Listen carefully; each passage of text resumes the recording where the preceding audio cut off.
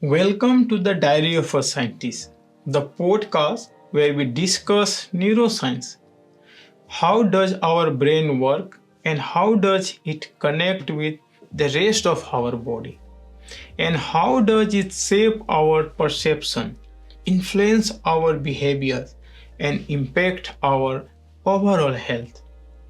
I am Dr. Shambhu Yadav, a neuroscientist and a stress biologist at Harvard, and I am passionate about translating the latest research in stress biology, neurobiology, and cognitive neuroscience into actionable strategy that promote happiness, health, study, learning, and personal success.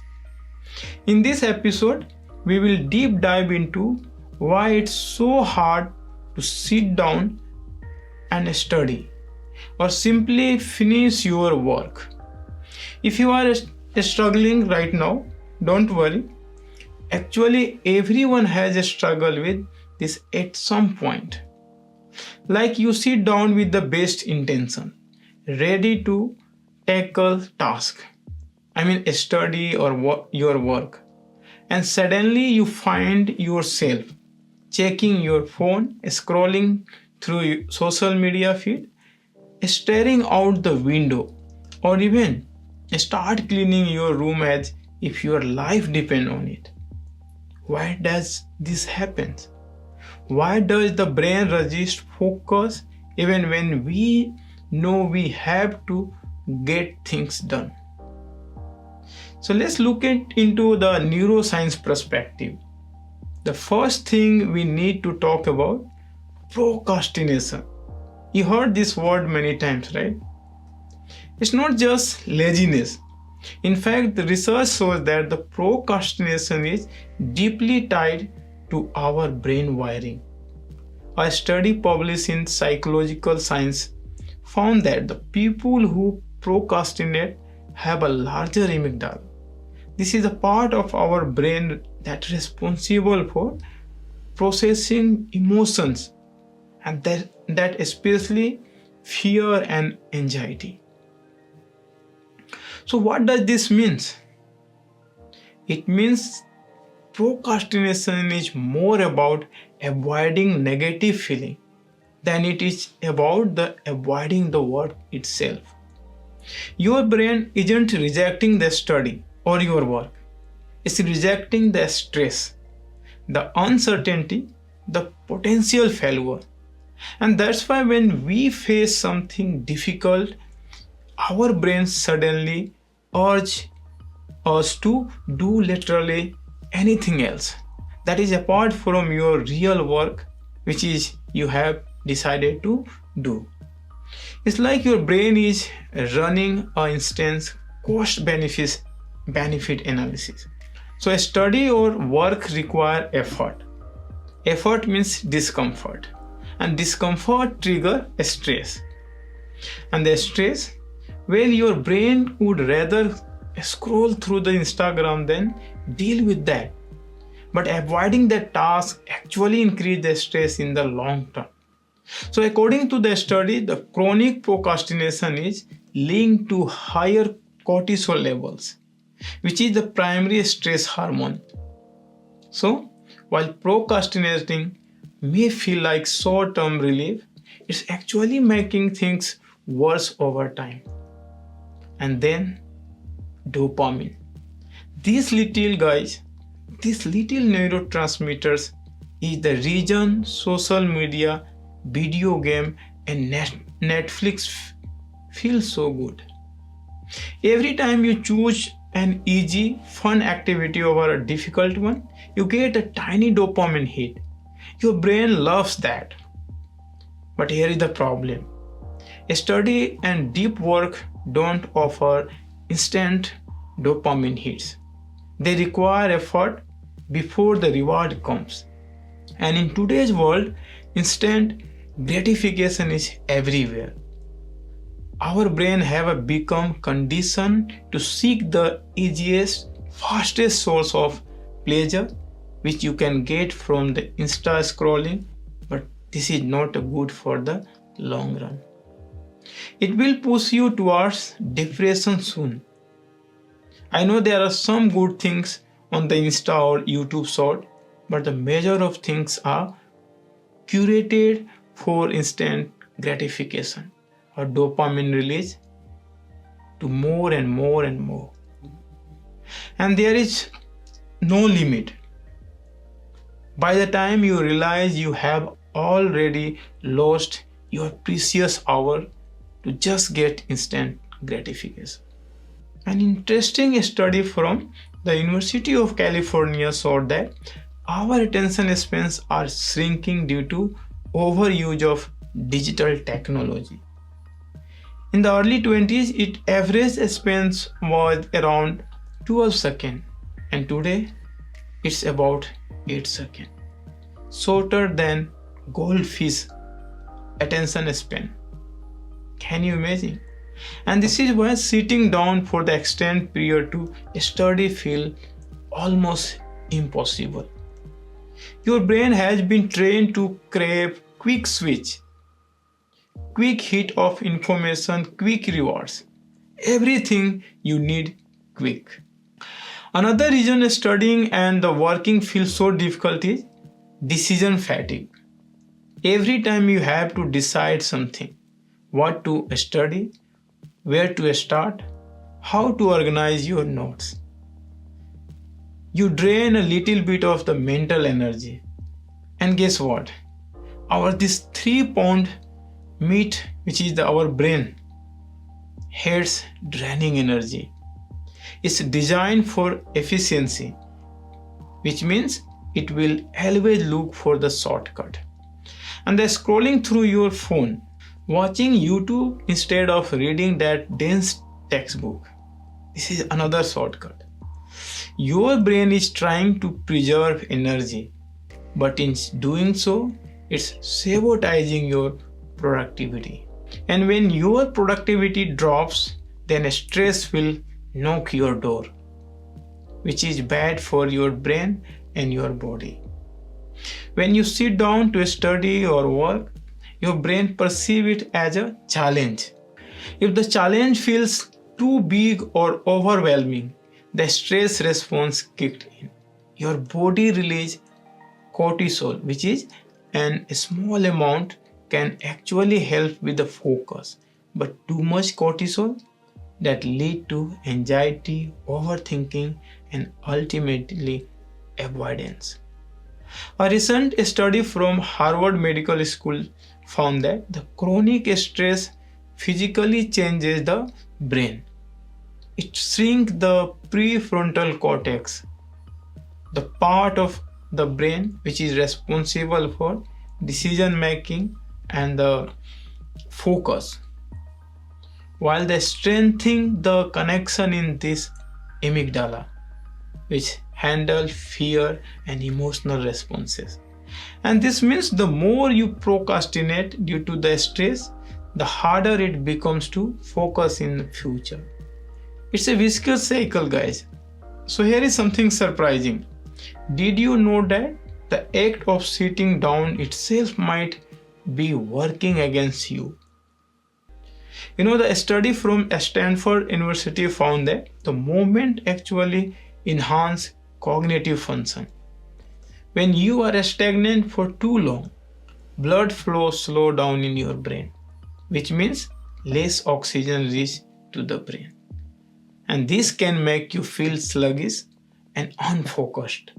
So, sometimes the best way to get started isn't to force yourself to sit and study. It's to move first. A short walk. Even the pacing while reading can activate brain regions that link to focus and motivation. Another factor we rarely think about is perfectionism. If your brain waiting to the perfect moment to start, or you feel like you need the perfect condition, your desk has to be clean, your schedule has to be clear, you need exactly the right amount of time. You might be trapped in what is called the perfectionism, and that is procrastination loop. A study shows that the procrastinists are actually more prone to procrastination because they fear making mistakes. But the brain learns through trial and error, right? Making mistake is literally how we rewire our neuronal pathways. So waiting for the perfect moment, that's just another form of avoidance or procrastination. Now let's look at something fascinating here. Have you ever noticed that when a deadline is really close, you suddenly find the energy and focus to get things done, right? And that's Eric Dalton law in action. This principle states that there is a optimal level of stress that lead to peak performance. Too little stress and we won't be motivated, and too much stress we will shut down.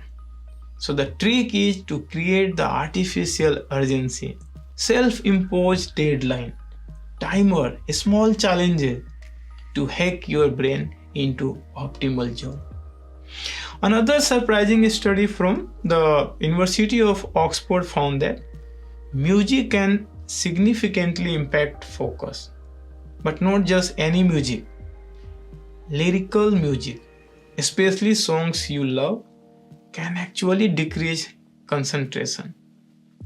Your brain processes lyrics in the same region responsible for language comprehension, meaning that the listening to the songs with the words compete with the task you are trying to do. On the other hand, instrumental music, particularly at 60 to 70 beats per minute, can enhance focus and learning. So, what's the takeaway? Sitting down to study or work isn't just about willpower. It's about understanding your brain wiring. It's about recognizing that the procrastination is an emotional regulation issue, not a time management one. It's about the managing dopamine levels and the avoiding overstimulation and using movement to kickstart cognitive function. So the good news is when you can rewire your brain, you can train it to crave deep work the same way it craves distraction. But it starts with awareness. When you understand your brain resists studying or working, you can start to take control. A small change like eliminating distractions, setting clear start times, and using micro rewards, those can make a huge difference in your study or in your work. It's not about the forcing yourself to work harder, it's about the working smarter in sync with how your brain actually functions. So the next time you find yourself avoiding work, pause and ask, what is my brain really trying to avoid? Is it a stress? Is it decision fatigue? Is it a lack of motivation? Understanding the answer is the first step to breaking the cycle. Alright, that's it for this first deep dive.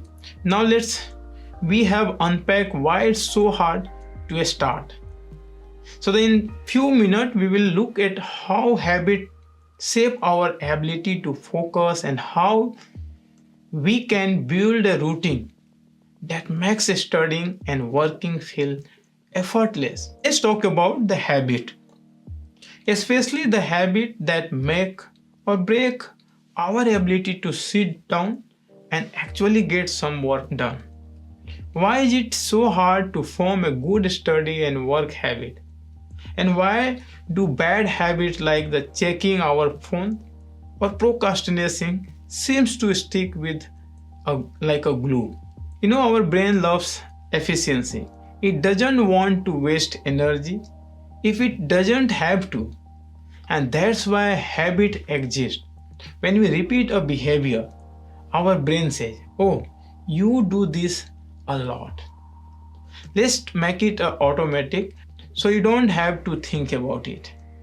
And this is the great when it comes to brushing your teeth or tying your shoes, but it's disaster when it comes to procrastination, mindless scrolling, or skipping work. So neuroscientists have been studying about the formation for decades. And here is something surprising. Habit don't take 21 days to form. That's the myth, guys. A study from University of College London found that on average it takes 66 days to form a habit.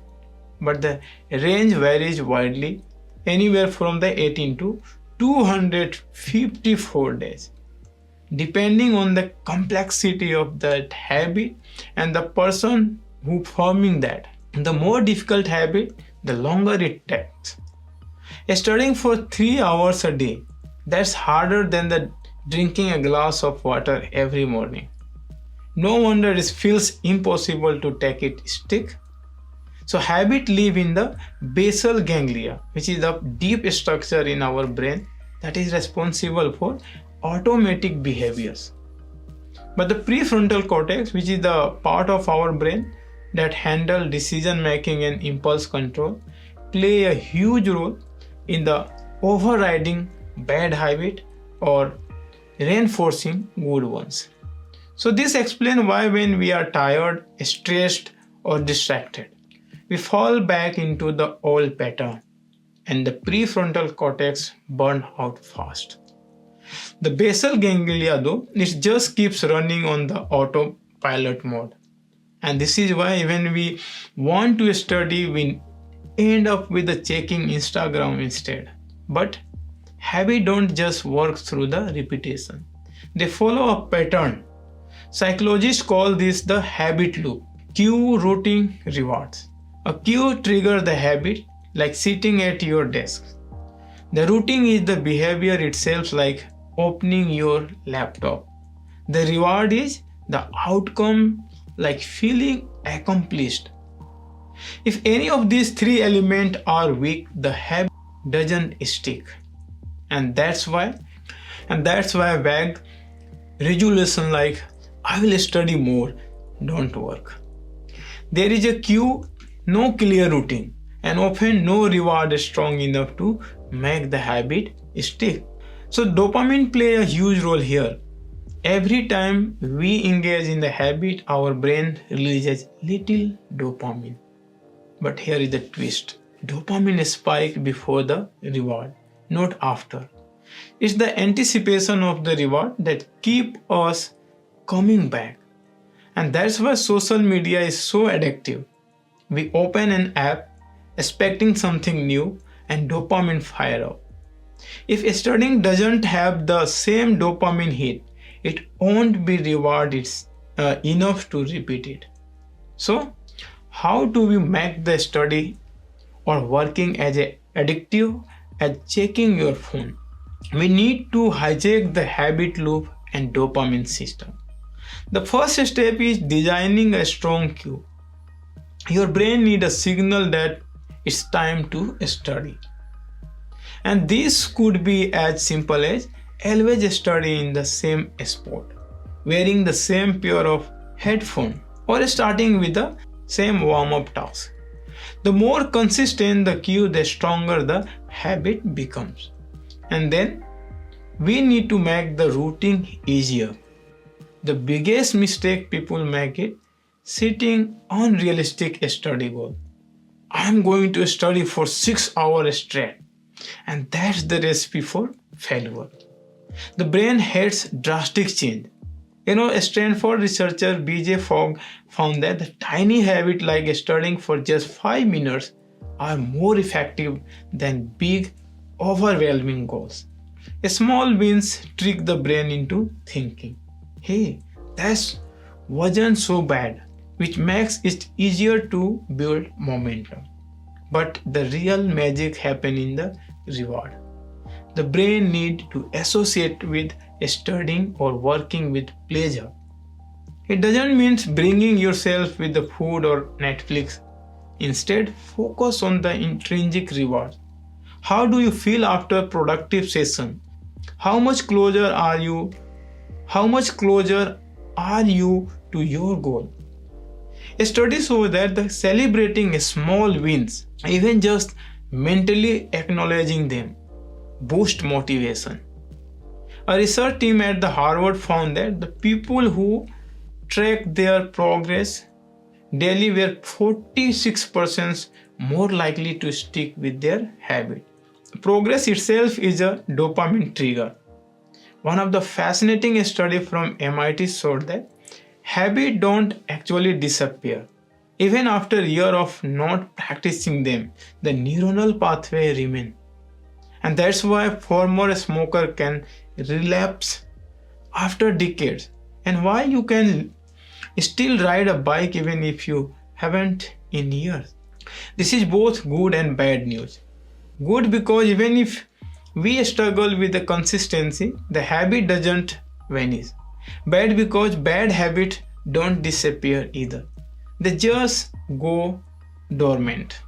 And that's why replacing the bad habit is more effective than trying to eliminate it. Instead of saying, I won't check my phone, say, I will check my phone only after I finish one chapter. And here is something even more surprising. The brain doesn't differentiate between the real and imagined experience when forming habit. A study published in Neuron found that the people who vividly imagine practicing the piano showed similar neuronal changes as those who physically played. This means we can mentally rehearse good study habit to strengthen them. And before studying, take 30 seconds to visualize yourself sitting down, opening your book, and focusing. This simple trick increases the likelihood of flowing through. Now let's talk about the role of environment. Willpower is overrated. So a study shows that people who seem disciplined are not necessarily stronger mentally. They just set up their environment to make good habit easy and bad habit hard. If your phone is within your reach, you will check it every few minutes. If junk food is in your house, you will eat on the regular basis. The same applies for the studying. If your workplace is clustered, your brain will struggle to focus.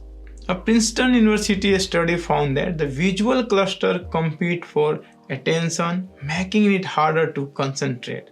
A clean, distraction-free space makes forming good habit significantly easier. Another factor is social influence. We mirror the habit of those around us. If you surrounded yourself with the focused people, you will naturally become more focused. And the opposite is also true. Studies from the University of California shows that habit spread through the social network. If your friends procrastinate, you are more likely to do the same. But if they are disciplined, you will absorb their habit unconsciously. And that's why study groups can be powerful. If they are actually working and not just an excuse to hang out, they will progress. Let's not forget the role of identity. One of the most effective ways to form a habit is to tie it to your identity. Instead of saying, I need to study, say, I am the kind of person who study every day. The James Clear, who is author of Atomic Habits, found that the identity-based habit stick better than outcome-based one. If you believe you are someone who study, you will act accordingly. If you believe you are someone who struggles with focus, you will reinforce that belief with your action. And one last thing, sleep and exercise. Sleep and exercise dramatically impact habit formation. Sleep is when the brain consolidates the learning and strengthens new neuronal pathways. A study from the University of Freiburg found that the sleep deprivation weakened the ability to form new habits. Even a single night of bad sleep can make it harder to stick to good routines. And the exercise, on the other hand, boosts brain drive neurotrophic factor, which is the BDNF, which strengthens the habit formation. So just 20 minutes of movement before a study can enhance focus and learning. So the key to forming a study and work habit isn't just the discipline. It's about the understanding how brain works and using that knowledge to our advantage. It's about the setting of the cues, making the routine easy and ensuring a strong reward. It's about the creating an environment that supports focus, surrounding ourselves with the right people. And most importantly, it's about be patient. Habits take time, but once they are in place, they run on the autopilot mode. And that's when a study or working stop feeling like a battle and start feeling like a second nature. So guys, now let's talk about attention, or rather why we can't seem to hold on to it. You sit down to work, crack open your laptop, maybe even open a document, but then something happens. Your brain pull you in different direction. A random thought, a notification from your phone, a sudden urge to check your message. Before you know it, 20 minutes have passed or 30 minutes have passed and you are scrolling through your something entirely unrelated thing. So why does this happen? The answer lies deep in architecture of our brain. Our ability to focus is controlled by two competing systems, top-down and bottom-up attention. Top-down attention is what you use when you deliberately decide to concentrate. This is the prefrontal cortex at work, keeping you on the task, resisting distraction and directing mental resource towards a goal. And bottom-up attention, on the other hand, is reflexive. It's driven by novelty, sudden change in the environment, and evolutionary survival mechanism. It's the reason to look up when you heard a loud noise or instinctively check your phone when it vibrates. Your brain treated these cues as urgent. The problem is we live in the world designed to hijack bottom-up attention. A study 2023 from the University of California, they have found that the average worker is interrupted every 3 minutes and 5 seconds. Even the worse after an interruption, it takes an average of 23 minutes and 15 seconds to refocus. And that's nearly half an hour lost for every distraction. And this isn't just an inconvenience, it's the full-blown cognitive crisis. Every time we switch tasks, our brain undergoes something called the attention residue effect. This was the first study by Dr. Sophie, a researcher at University of Minnesota. She found that when people switch from the one task to another, part of their attention remains stuck on the previous task. It's like leaving browser tab open in your mind. The more we switch, the more sluggish and inefficient your brain becomes. And guess what? You are switching more than ever. A study by Harvard Business Review found that the most professionals check their email every 6 minutes. That's 10 times per hour.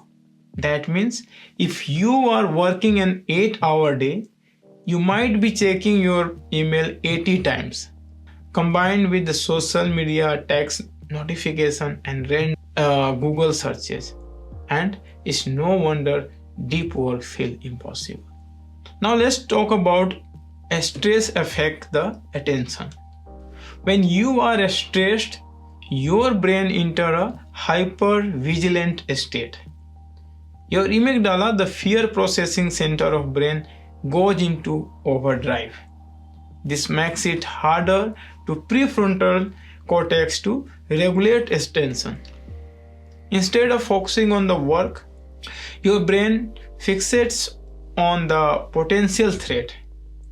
Even if those threats are just unreal or unread email or unfinished task. A Stanford neuroscientist Dr. Andrew explained this well. He said that the chronic stress shrinks the dendrite spine in the prefrontal cortex. And these spines are critical for focus and decision making. So when stress is high, attention is low. But stress and distraction don't just lower focus in the moment. They rewire your brain for short-term attention. Dr. Adam, a neuroscientist at UC San Francisco, conducted a study on how digital distractions affect the brain. He found that people who frequently switch between tasks show weaker connectivity between their prefrontal cortex and hippocampus, which is the brain region that's responsible for memory.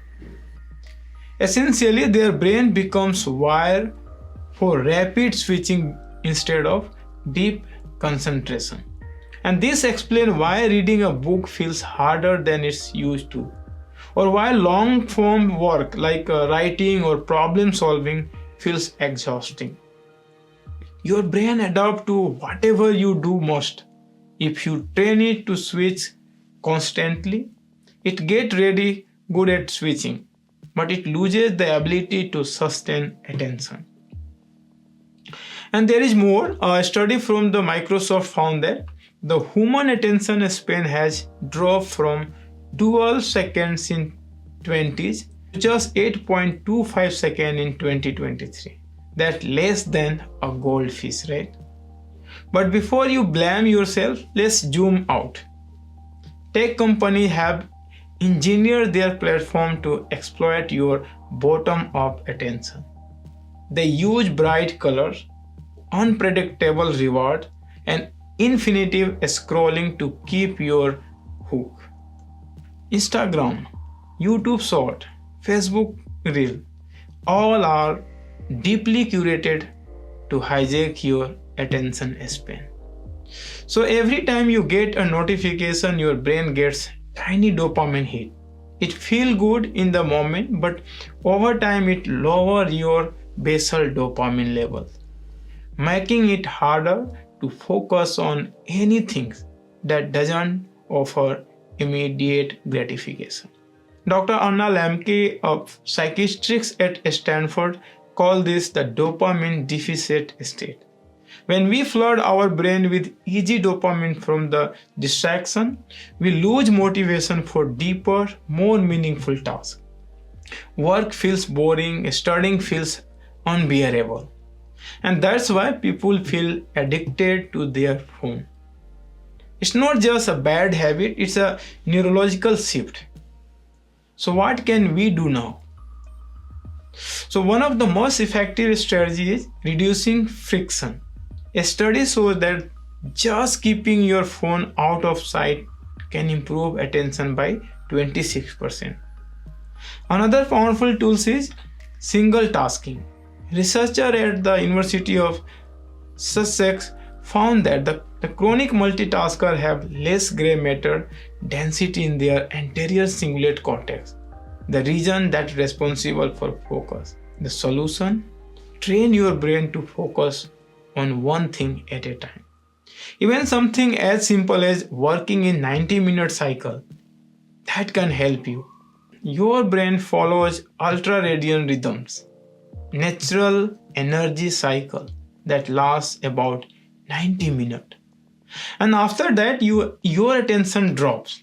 So work for 90 minutes, take a short break, then repeat. And this aligns with your brain natural wiring. And here is some wild fact. That spending 20 minutes in the nature can boost concentration by 47%.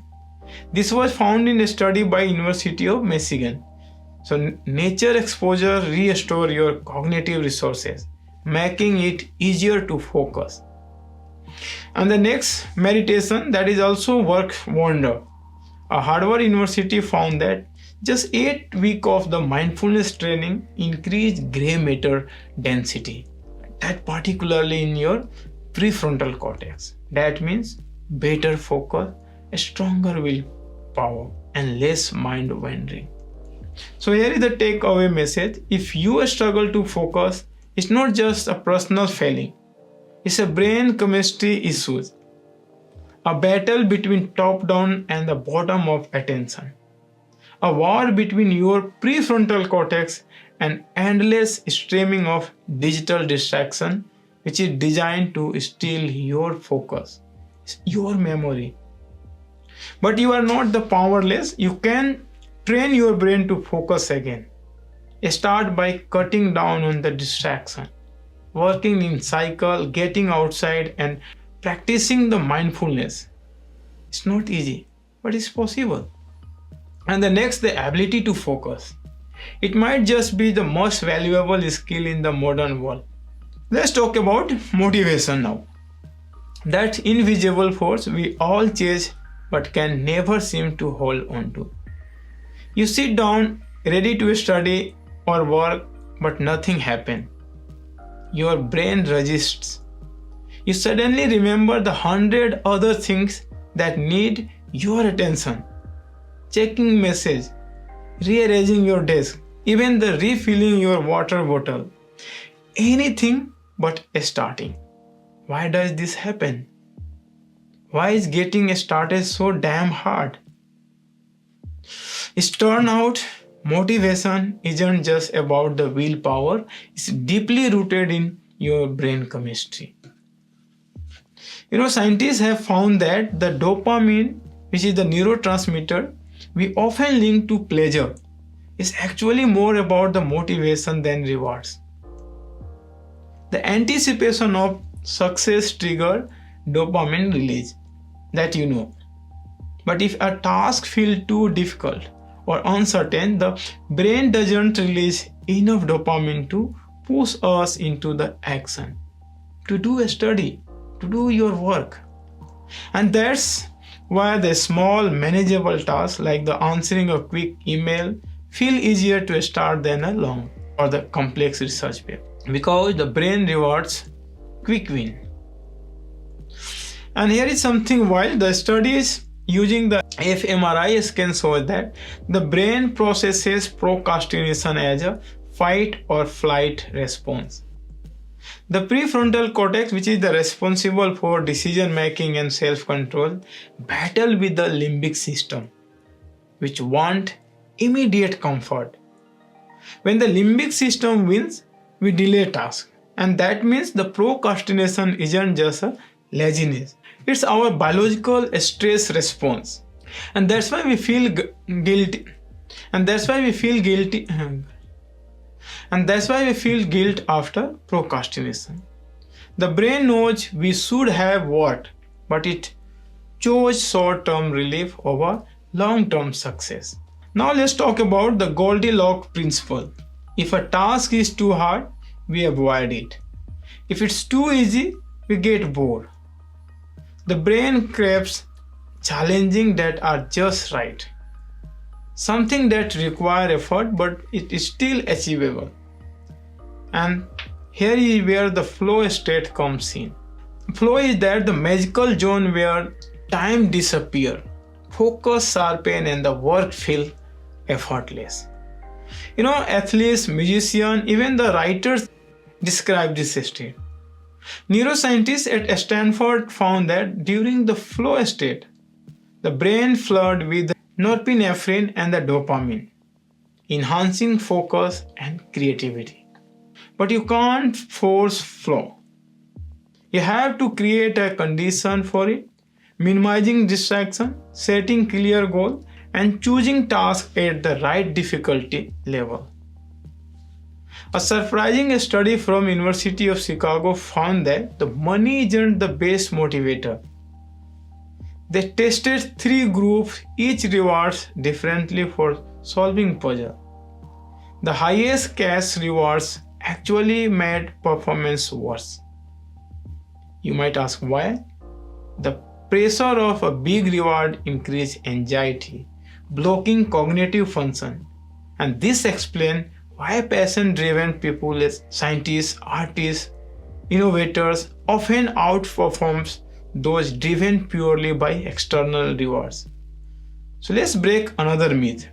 People think they need motivation to start, but it's the opposite. Starting creates motivation. And behavioral psychologists call this the physics of motivation. Newton's first law applies here. An object in the motion stay in motion. An action lead to motivation, not the other way around. And that's why the 2-minute rule works. Tell yourself you will work for just 2 minutes. Once you start, inertia take over. And the hardest part is beginning. So here is something fascinating. A study on the willpower suggests it works like a muscle. Use it too much and it gets fatigued. But like a muscles, it can be trained. In a famous experiment, participants were asked to resist eating cookies while working on difficult puzzles. So those who resist the cookies gave up on the puzzles much faster than those who indulged, and their willpower was drained. But later research suggests willpower doesn't just deplete, it renews with the right mindset. If you believe willpower is unlimited, it becomes stronger. The brain follows what it believes. Stress kills motivation. And we are anxious, the brain floods with cortisol, shutting down the prefrontal cortex. And this makes problem solving harder, attention weaker, and effort feels overwhelming. And that's why high stress students struggle with the focus. But what is the solution? Reduce the mental load. Break tasks into the small pieces, shift focus from outcome to the process. A study from Harvard found that a student who visualized themselves successfully completing a task were more likely to follow through. The brain treated vivid mental imagery as a real experience, boosting confidence. Now let's talk about the boredom. It's the silent killer of motivation. Research shows that when we are bored, dopamine levels drop, making it harder to start anything productive. But boredom can be useful. A study from the University of Central Lancashire found that the boredom sparked creativity. When participants were forced to do dull tasks before brainstorming, their ideas were 40% more creative. So what is the takeaway? If you are stuck at yourself, be bored for a while. It might unlock something unexpected. And the social motivation is another game changer. A study on the goal setting found that people who publicly committed to tasks 65% more likely to complete it.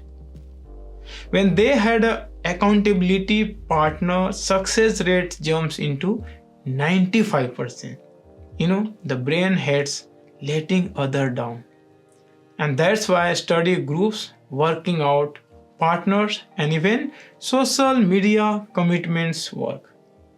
Public pressure boosts follow through. One last trick, changing identity. Instead of saying I have to study, say I am the kind of person who study. Identity-based motivation is powerful. The study from the Stanford found that when people framed action as part of their identity, like I am a writer versus I write something, they perform significantly better. The brain wants to stay consistent with who we believe we are.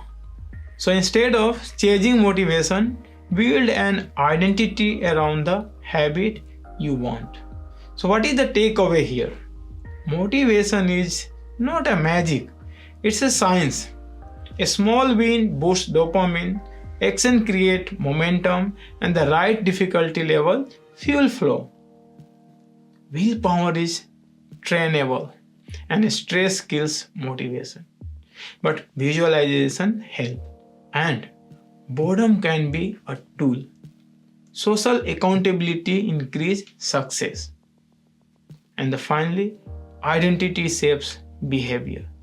If you are waiting to feel motivated, you are doing it backward.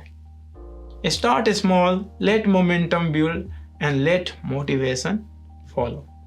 So now we will talk about stress and brain. How anxiety affects the productivity. So let's talk about stress. It's that the invisible force that creeps in, tighten your chest and hijack your ability to focus. You sit down, ready to work or study, and suddenly your brain is all over the place. Your to-do list feels overwhelming. Your heart beats little faster, and instead of getting started, you open your phone and scroll for a while. Maybe grabs a snack, anything to avoid the pressure. Sound familiar, right? Stress isn't just an emotion, it's a full body event. Your brain, your hormones, your nervous system, everything reacts. It's like a survival alarm going off, telling you something is wrong. And here is the things. Your brain treats a study for an exam or preparing a work report the same way it would treat a life-threatening situation. Your nervous system doesn't always know the difference between deadline and predators. When stress kicked in, your brain flipped into survival mode, and the amygdala, the fear center of your brain, take control. And this little guy, which is the almond-shaped structure, is like a overprotective guard dog. It scans for the threat, real or imagined, and when it detected stress, it sounds the alarm. It tells your body to release cortisol and adrenaline, the famous stress hormone. And now, these hormones are great if you are running from a bear or tiger. They pump up your heart, they sharpen your sense, they push blood to your muscles so you can react fast, you can run fast. But when you are just trying to sit down and read a book, these same hormones become enemy for you. They make it impossible to focus. And the cortisol in particularly is a double-edged sword. In a small dose, it helps with the alertness, but too much, it wrecks your concentration. The study 2023 from the University of California found that high cortisol level shrink the prefrontal cortex, the part of your brain that's responsible for rational thinking, problem solving, and focus. And that's why when you are under stress, you can't think straight. Your brain literally changes. And here is something surprising. Chronic stress can shrink your hippocampus too. And that's your brain memory center. The study from Yale University found that the prolonged stress actually destroys neurons in the hippocampus, leading to memory loss and the learning difficulty. Ever study for hours and then forget everything next day?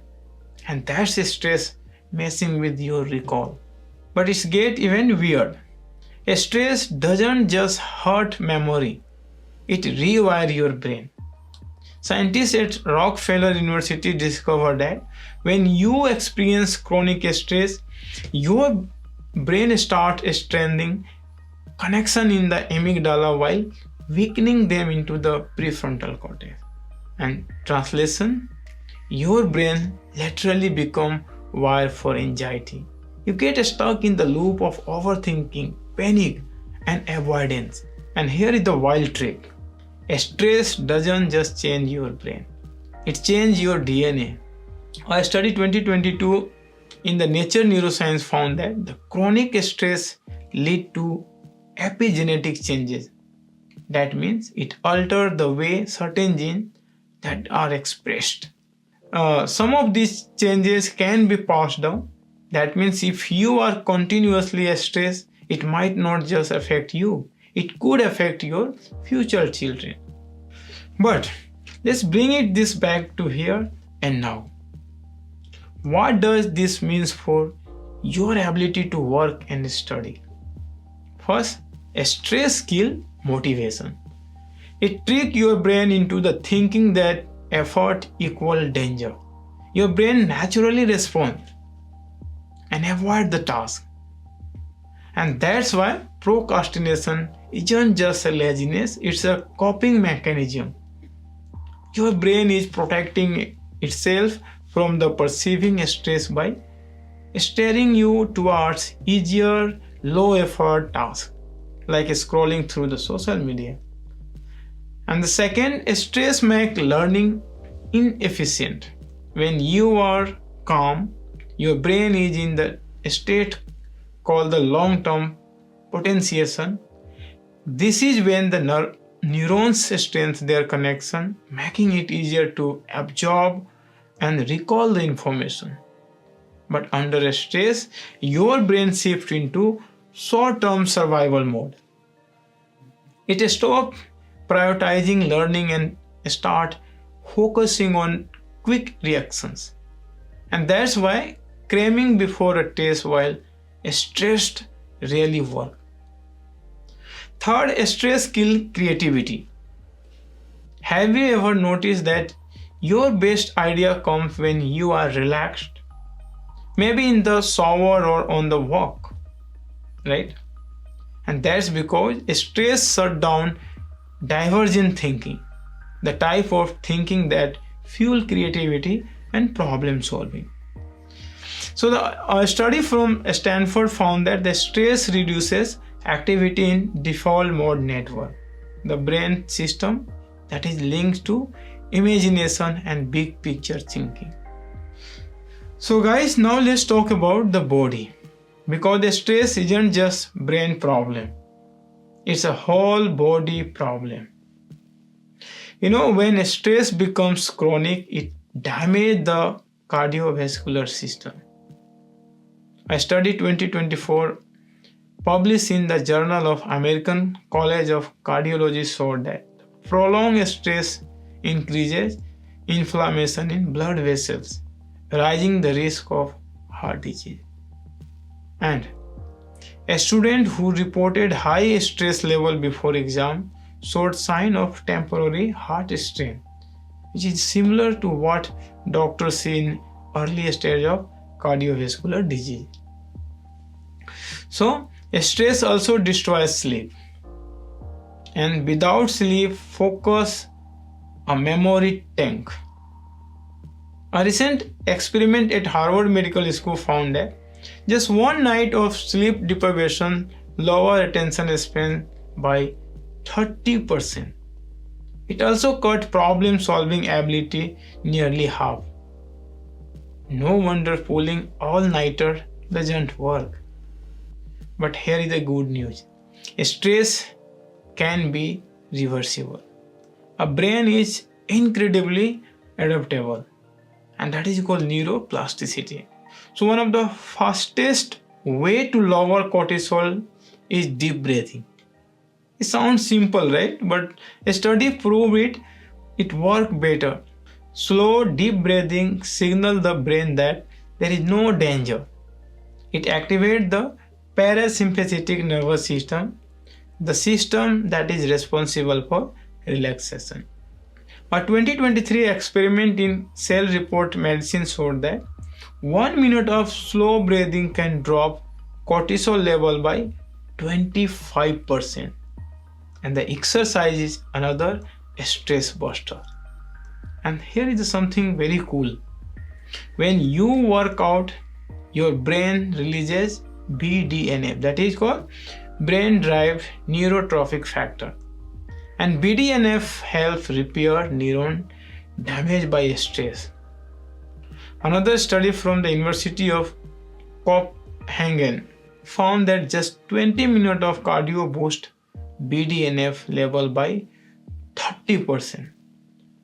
And there is a nature exposure. So neuroscientists at University of Exeter found that spending just 10 minutes in the nature reduces amygdala activity. In other words, simply going outside can overactive fear center in your brain. And let's not forget one of my favorite one is mindfulness. So meditation might seem like a fad, but it has a serious science behind it. A 2023 fMRI study from Massachusetts General Hospital found that 8 weeks of the mindfulness training physically thickened the prefrontal cortex.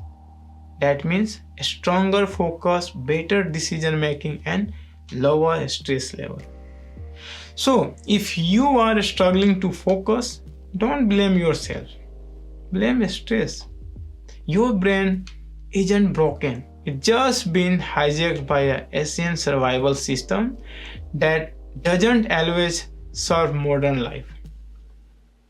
So the key is learning to manage stress before it manages you. Because the less stress control your brain, the more you control your time, your productivity, and your life. Now let's talk about something that can completely change the way you study or work. That is routine. It sounds boring, right? But trust me, the right routine is like a cheat code for your brain.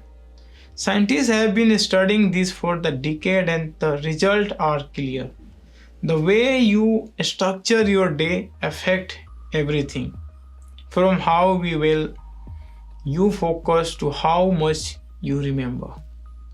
Morning is where it all starts. Your brain isn't the same at every hours of the day. There is a reason you feel groggy after waking up. It's called sleep inertia. Your prefrontal cortex, the part of the brain which is responsible for decision making and the concentration, is still booting up.